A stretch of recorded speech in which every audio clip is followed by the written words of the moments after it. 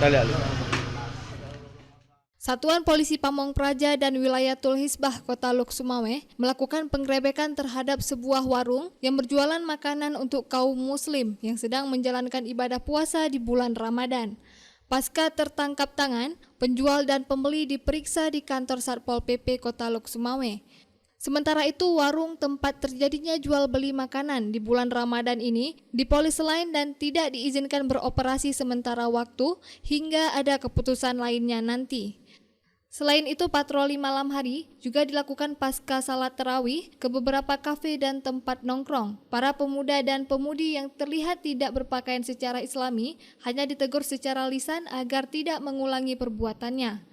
Menurut Heri Maulana, selaku Kepala Satpol PP dan WH Kota Luk Sumawe, semua yang dilakukan oleh Satpol PP adalah melaksanakan seruan bersama Forkopimda.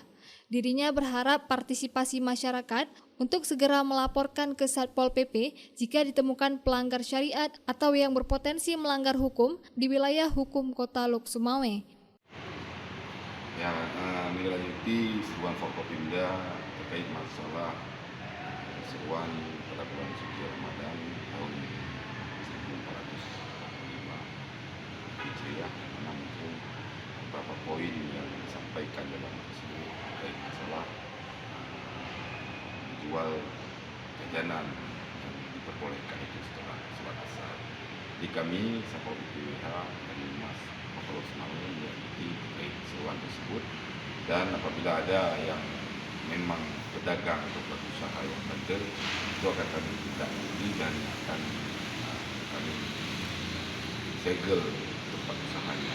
Mana mungkin seluruh sahabat Satpol PP kita sebarkan di wilayah Kota Luk Sumawe, baik itu di tempat-tempat yang dibuka pagi hari terkait masalah penjualan sembako dan sebagainya, itu kita tempatkan sahabat Satpol PP untuk informasikan dan melaporkan kepada kita sehingga langsung kita tindak lanjuti seperti salah satu usaha di wilayah Kecamatan Narasakti. Di harapan kami pada seluruh masyarakat Kota Luk Sumawe sama-sama mendukung seruan Forkopimda Kota Luk Sumawe terkait masalah seruan bersama pada bulan Ramadan ini, yang mana mungkin yang kita harapkan pada bulan Ramadan tahun ini akan berjalan aman, tertib, nyaman, berlandaskan syariat Islam.